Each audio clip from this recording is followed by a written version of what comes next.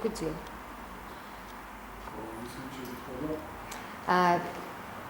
ეხლა სულ ახალ დამთავრდა კონფერენცია. აი რა კონფერენცია იყო, ვინ ჩაატარა, მიმოვიხილოთ ეს და აი რა მოხდა იქ, რა შედეგები გამოიღო ამ კონფერენციამ. ეს ძირითადი საკითხები რაც იყო.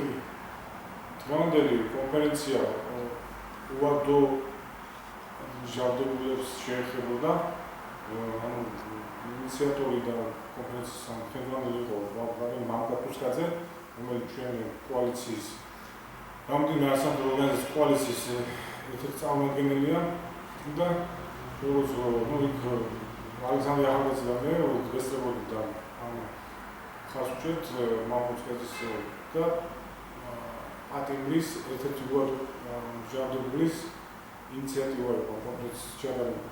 და სრულად საინტერესო ფორმატში წარიმართა აქ მოწვეული პროგრამები და თავად საჯარისწყლების სამინისტროს წარმომადგენლები იქნებოდა ესწრებოდნენ ასევე საშუალო პირები სადაც განხილული იყო რამე მიზანშეწონილია ამ ეტაპზე უადო ჟარდობულებს შეეცვალოს სასჯელი ვადიანით, ანუ 20 წლის სასჯელით. აქ ითქვა ის, რომ 2012 წლის საქართველოს პარლამენტის ამნისტიის შედეგად უადო ჟარდობულების ნაწილში ფაქტურად იყო დისკრიმინაციული, ანუ უადო ჟარდობულებს ფაქტურად არ შეეხებიათ სასჯელის მოკლება და ამის ყალდაკვალ, რა თქმა უნდა, ჩვენ ვიცით ზაგაიშვილის რეჟიმის დროს უადოდ, ესე იგი, საერთოდ ძალიან მძიმე სასჯელებს უიღებდნენ ზოგადად მოქალაქეებს და არადეკვატური სასჯელების უხერხებდნენ მოქალაქეებს. რა თქმა უნდა, ახლა მე აქ ვერ დავიწყე უადო ჟარდობულების განათლებას, ვინაიდან აქ არის ეს არის 109 მუხლი, განსაკუთრებით მძიმე დანაშაულის მუხლი, სადაც 2 ან მეტი პირის სიცხის ხელყოფასთან ვაქვს ადგილი. მაგრამ აქ იყო განხილული, რომ აქ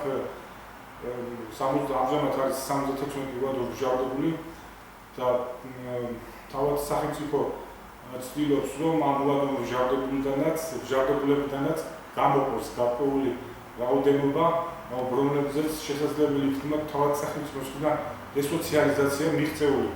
ანუ რომლებიც ჩართულები არიან სხვადასხვა პროგრამებში, ხელოსნობაში, ხელისკეთების ხელსაქმეში, რაღაცა სხვადასხვა სამუშაო ინიციატივებში, რაც შესაძლებელია სახელმწიფოს ფარგლებში, რომ თვითონ საჯარისწყლების სამინისტრო განახორციელოს, გარკვეული რაოდენობა ჟარდობულების გადაყვანილია მერე დაწესებულებაში და აღნიშნულ ჟარდობულებზე რაც ახლა მოვახსენეთ, მიმდინარეობს ანუ მათი რესოციალიზაციის პროცესები. ანუ ისეთი ადამიანები არიან შეჩოლებები, ვისაც რაღაც სურვილი აქვს ცხოვრებაში, ცხოვრების ჩვეულებიც დაუბრუნდეს და რაღაც აკეთოს. თავად ციხეში რო არის, ისიც იქ მოტივირებულია რაღაცა დადებითი გააკეთოს, რაღაც ხელსაქმე ესეება, რაღაც ხელოსნობა ეს თუ სხვადასხვა. ამიტომ ესე იგი შემდგომლობა რამდენიმე გამოხატული იყო რამდენიმე წინადადება ფილმაცურები და კოლეგების მხრიდან, რომ გარდა იმისა, რომ ამნისტიის ხავეზია და შეიძლება მხოლოდ პარლამენტის მიერ იყოს გამოსწორებული ახალი ამნისტიის გამოშვების ერთ-ერთი მექანიზმი და ეს უადო ჟარდობულებს შეეცვალოთ სასჯელი 20 წლამდე სასჯელით, აქ იყო სხვადასხვა განსხვავებული აზრები გამოთქმული, რომ ყველა ჟარდობულზე არ შეიძლება ახორციელდეს სასჯელის მოკლება. ვინაიდან იქ არიან მართლა ესეთი ადამიანები, ვინც მართლა სასჯელში არიან საზოგადოებისათვის. ეხლა ზოგადად შევახსენებთ, ესე იგი უადო ჟარდობულები ეს არის სასჯელის უმაღლესი ზომა 1995 წელს საქართველოს მიუერთდა საერთაშორისო ნორმებს, ანუ გაეროს და ევროკავშირის სტანდარტებს, სადაც 95 წლამდე იყო სიკვდილით დასჯა და შემდეგ სიკვდილით დასჯა 95 წლის მერე სიკვდილით დასჯა ჩაანაცვლა უადო ჟარდობამ. ეს მოკლედ ვთქვათ, საზოგადოების საინტერესო ანუ რას ნიშნავს უნდა მუშაობა. და აქედან გამომდინარე, თვითონ ამიტომაც იქ გარკვეულწილად მოსაზრებები იქნა გამოთქმული, რომ ყველა მჟავდებულს დღე და არ შეიძლება რომ შეეხოს საჯერის შეცვლა. უბრალოდ საჯელი ვადიანის შეცვლა. ეს იყო ეს დისკუსია ძალიან აბსოლუტურად საინტერესო ფორმატში ფაქტურად საათნახევარი, სადაც საუბაროდ კიდევ დავმეგმეთ სამუშაო შეხვედრა თუ რა ფორმით და რა უბრალოდ მიმართოთ პარლამენტს, რომ უფრო ქმედით და უფრო შედეგიანი იყოს აღნიშნული საკითხის წამოწევა და რაიმე კონკრეტული კიდევ სხვა კონკრეტული პრობლემები თუ იყო დაუშვა დასახელებული, რომელიც უვადო მსჯავრდებულებს შეეხება. არა, ამჟამად რაც მოგახსენეთ, აქ არის უვადო მსჯავრდებულებს შეცვალოს საჯელი ვადიანები და ამაზე იყო ძირითადი აქცენტი გაკეთებული. ნედლან იქ არიან მოქალაქეები მაგალითად, რომელმაც აფეთქში ან თავის დაცვის მიზნით სამი ადამიანი მოკლა ან რაღაც მსგავსი ცნებები არის კიდევ იქ გამოიწვევთ რომ სააკაშვილის პერიოდში 2008 წელს დიდი ოდენობით ნარკოტიკი ჩაუდოსოება აჭარაში ერთ-ერთ მოქალაქეს, რომელიც ასევე იქის საჯეს და ეს არის გარკვეული საკითხები მართლა ადამიანები, რომელიც შეიძლება იყოს როგორც ზოგი შემთხვევით ხდება ციხეში, ასევე აქაც არის იგივე სიტუაცია, რომ შეიძლება თუ ხელისუფლების ნება იქნება, შეიძლება ამ პირებზე ხელშეწყობის გარკვეული ხელშეწყობის ნაბიჯები გადაიდგას, რათა ისინი არა გაბოროტებულები, არამედ რესოციალიზებულები და რეაბილიტირებული დაუბრუნდნენ ჩვენ სამყაროს და ამაზე ვთქვათ საზოგადოებას და მათ ოჯახებს. აი, ციხის კადრებზე რომ ვთქვათ, თქვენ საკმაოდ წავე სტატუსები გეწერათ, იცის საზოგადოება, მაგრამ აი ახლა რომ ვთქვათ, იმის მერე რაც დავუშვათ, ზუგდიდში ღია ცის ქვეშ მოხდა ამ კადრების ჩვენება, თბილისში გუშინ მოხდა კიდე ამ კადრების ჩვენება. როგორ ფიქრობთ, ეს ყველაფერი ხომ არ მიგვიყვანს სამოქალაქო დაპირისპირებამდე? თვითონ ხალხი ხომ არ აღასრულებს სამართალს ლინჩის წესით? დაძაბულობის ფონი ხომ არ იქმნება? არის საზოგადოებაში, რა თქმა უნდა, ესეთი გამოვლენები გარკვეულ რეაქციას, თუ გარკვეულ რეაქციას, ძირითადად რეაქციას იწვევს. ყველასაც ბრძანებთ ლინჩის წესის რა მოგახსოვთ, მაგრამ არ გამორიცხავს რაღაც გარკვეულ ისე ვთქვათ სამეგრელოს გადახდის წესს, როდესაც ხელისუფლება ლიბერალური პოლიტიკის ფონზე ცდილობს რომ ადამიანებს საჯელები შეუწყოს, ამას რადიკალური ოპოზიცია, როგორც არის ნაციონალური მოძრაობა, ამას შესანიშნავად იყენებს და სხვადასხვა პიარ მანქანებს, როგორც ხედავთ, შესანიშნავად იყენებს, რათა ისე და ისე ხელისუფლების დისკრედიტაცია და ხელისუფლების რეიტინგის დაწევას მოიმსახუროს, როგორც ინდიის კვლევა, ასევე აღნიშნული მასალები. რა თქმა უნდა, ახლა მე არ გამოვიცვალ, რომ ეს იყოს როგორც უკვე დადგინდა სპეცსახურების მხრიდან უკრაინაში იქნა ეს აპირთული. ასეთ შეიძლება ბევრი მასალები გქონდეთ გატანილი. ჩვენ ვიცით, ჩვენ არამს არა გარანტია იმისი, რომ დაუშვათ იქ კასრებში აღმოჩენილი ფოტო და ვიდეო მასალები რამდენიმე კოპირება არ იყოს და რათა საომავლო პერსპექტივაში კიდე იმ ადამიანებზე ზემოქმედება არ მოახდინონ იმ პირებმა, ვინც ეს ქმედებები განახორციელეს.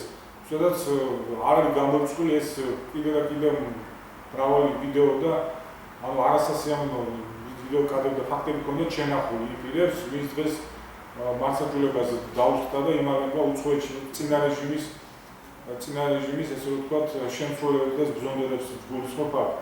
არ გამორიცხავს იმას, რომ ზუსტადაც მათ მიერ გამოქვეყნებული იყოს ეს კადრები, ვინაიდან ისინი ცდილობენ ხელისუფლების რეიტინგი დასცენ, რომ აი ხო ხედავთ ჩვენ მაინც შეგვიძლია უცხოეთიდანაც გამორჩულად ქვეყანაში საზოგადოებაზე გარკვეული ზეგავლენა მოვახდინოთ, რომ ჩვენ მაგალითად ესეთი კონტექსტი, რომ რა თქმა უნდა ამაზე აქ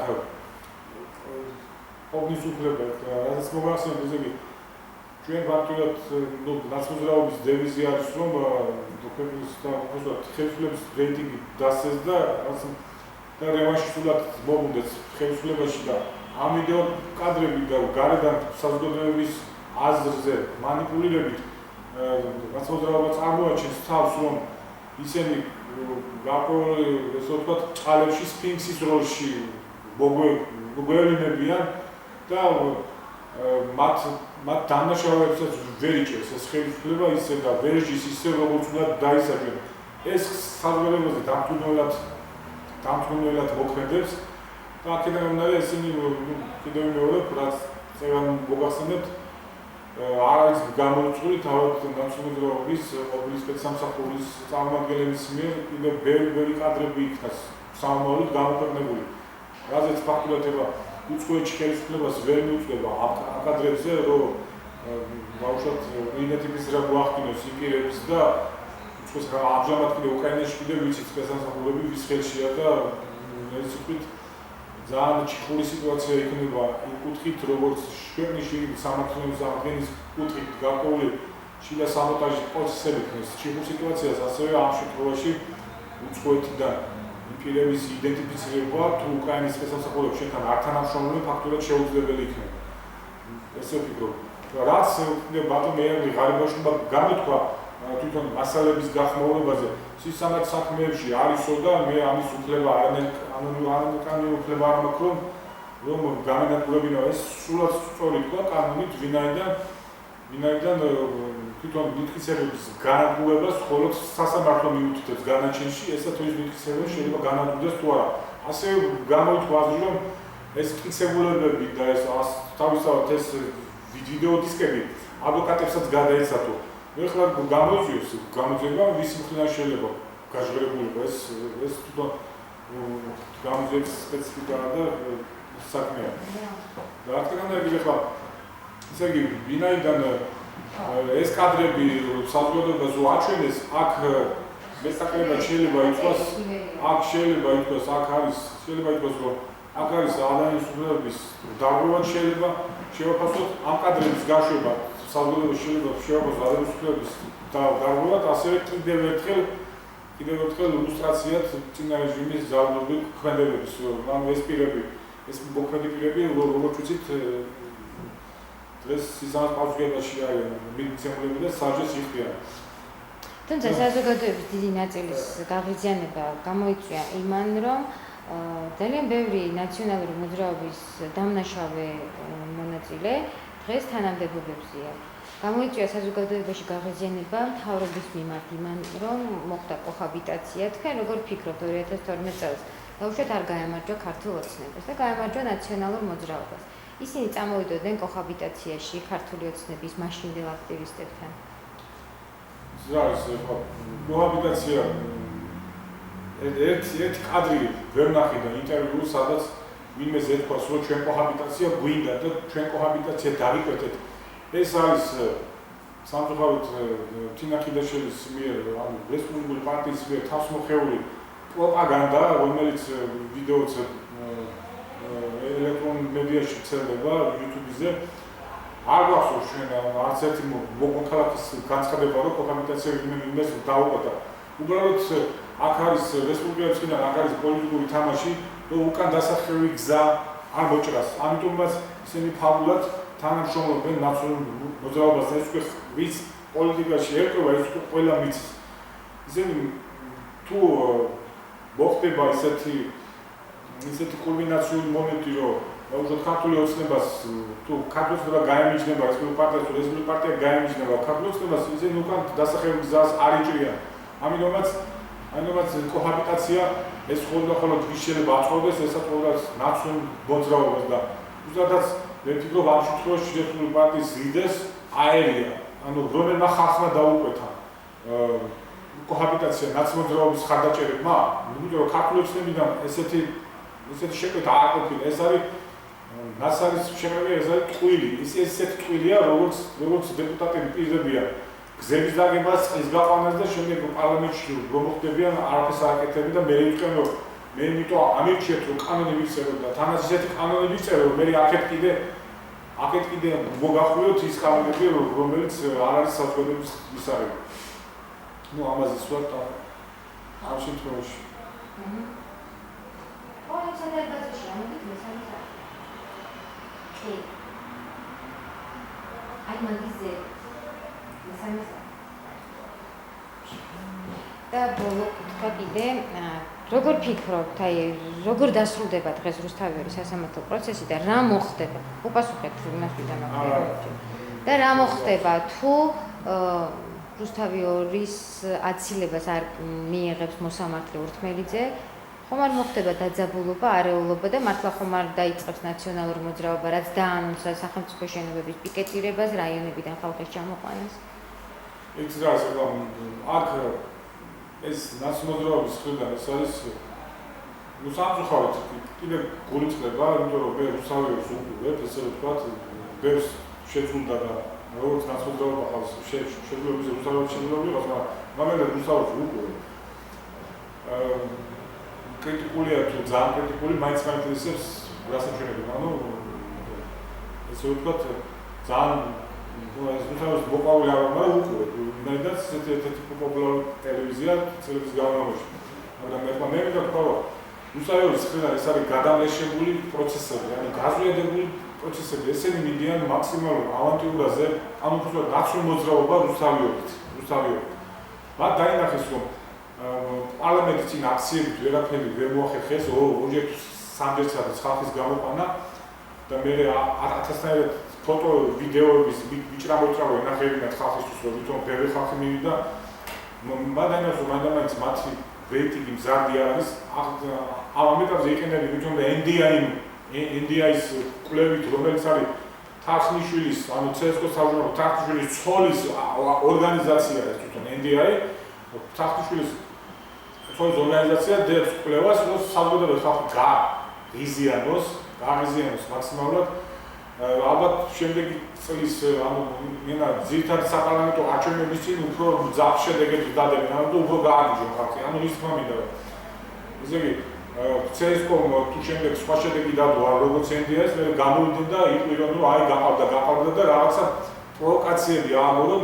ესე იგი ნაციონალური მოძრაობა მიუხედავად ამდენი გაჭირვებისა, მიუხედავად ფინანსური სტაგნაციისა ქვეყანაში ხედავს, რომ ხალხი მაინც არ არის აგრესიულად განწყობილი, როგორც ნაციონალური მოძრაობის მიმართ იყოს მათ ხელისუფლებაში ყოფნის დროს 3 წლის თავზე, როგორც იყო აგრესიულად განწყობილი. ამჟამად ხალხი არ არის აგრესიულად განწყობილი ხელისუფლების მიმართ. ჩვენ გვაქვს 3 წლის თავზე 7 ნოემბერი მოხდა მედია საშუალებების დარბევა, რომელსაც წინ უძღოდა ქუჩელაძის ქუჩაზე ციხესიმაგრის სახლის დაშლა და აკადემიიდან მესია მუშაკების გამოყრა და რაღაც ძალიან სხვადასხვა ესეთი გამაღიზიანი პროცესები, რამაც ეს უბრალოდ 2007 წლის 7 ნოემბერი დამაგვირგვინებელი მომენტი იყო ის ხალხის პასუხი იმ აგრესიაზე. 2006-5 წლებში ახალგაზრდების ჩასხების ტენდენციები, ბაზგაშვილის, რობაქიძის და სხვების. ანუ ჩვენ ესე იგი ნაციონალობა ხედავს, რომ ეს ხელისუფლება მიუხედავად ლიბერალური პოლიტიკას ცდილობს გაწონასწორებული იყოს და მიუხედავად ამათი მხრიდან ქარიშხლის ატეხვის ცდილობისა, ისინი მაინც ცდილობენ, რომ მოიგონონ ახალი ამანტიურები და ამჟამად რუსთავიორს იყენებენ როგორც სამწუხაროდ ნაციონალური მოძრაობის პრესსამსახურს და ესე გაგრძელდა რუსთავიორის დაინტერესება ნაციონალური მოძრაობის სპეცსამსახურის დაინტერესება თუ კი არ არის ფაქტურად ნუ სამწუხაროდ ესეა რა. სამწუხაროდ ესეა ნაციონალური მოძრაობის კორპორატიული ტელევიზიათისა რუსთავიორის რაც სამწუხაროა და ეს ვფიქრობ ხელისუფლებას ბევრი სისტემები აქვს, რაც ნაციონალურ ეფექტურად იყენებს, უფრო ოპერატიულად მუშაობენ, როგორც ნაციონალურ მედია საშუალებები, ისევე არასამთავრობო ორგანიზაციები, ისევე მობილური ჯგუფები, ხელისუფლება ამათ საფუძვლად არაფერს არ აკეთებს, შეიძლება ითქვას, იმიტომ რომ იყო მცდელობა გარკვეული არასამთავრობოების როლის შექმნის რომელზეც სამწუხაროდ ხელისუფლებამ არ ინიციატივა არ გამოხატა, რომ გარკვეულწილად წინააღმდეგობა გაეწიათ ნაცნობრაობის მიერ აქტიურ არასამთავრობოს. არ უნდათ ერთმა ხელი მოუმართოთ და არ ვიცი, სამწუხაროდ ეს თვით იმის გამიდა, რომ ბოსამართე უთმელიძეზე ესე რუსთავის გააქტიურება ეს ერთმნიშვნელად მიუთითებს ზეწოლას, სასამართლოს ზეწოლად. არ შეიძლება ესე პერმანენტულად და უკვე გახსნილად მოსამართლეს ესხმიან თავს, შეიძლება ითქვას, ეს ფიზიკურად არა, ფსიქოლოგიურად. მე წარმოვიდგენდი ეს ბატონი და იშვიათი ხსნელები შეიძლება სტრესის ქვეშ იყვნენ. ეს არის მოსამართლეზე ზეწოლა და თავდასხმა. კიდევ მეორე ნაცნობრაობა მიდის მაქსიმალურ პროვოკაციებზე, რათა ხელისუფლება გამოიწვიოს, შემდეგ დაუშვათ მათ მიმართ განხორციელდეს მშვიდობების მსგავსი ქმედებები, რაც ფიქრობ, რომ დააჩქარებს ხელისუფლების დასასრულს და ამ მსგავს პროცესების ინიციირებას და პროვოკაციებს აწყობენ ნაცნობრაობის შეგრძნებას. მადლობა. მადლობა.